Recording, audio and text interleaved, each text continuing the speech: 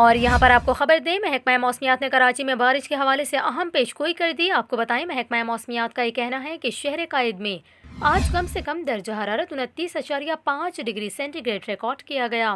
کراچی میں زیادہ سے زیادہ درجہ حرارت 33 سے 35 ڈگری سینٹی گریڈ کے درمیان رہے گا۔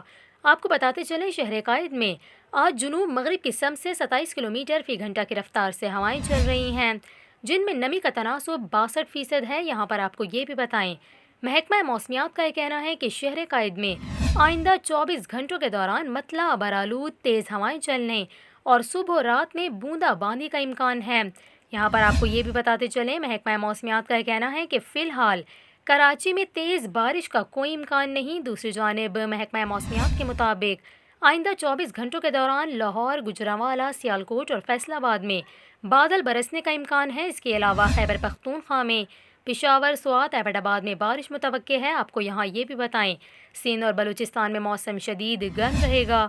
محکمہ موسمیات کے مطابق دادو میں درجہ حرارت 46 ڈگری تک جانے کی توقع ہے۔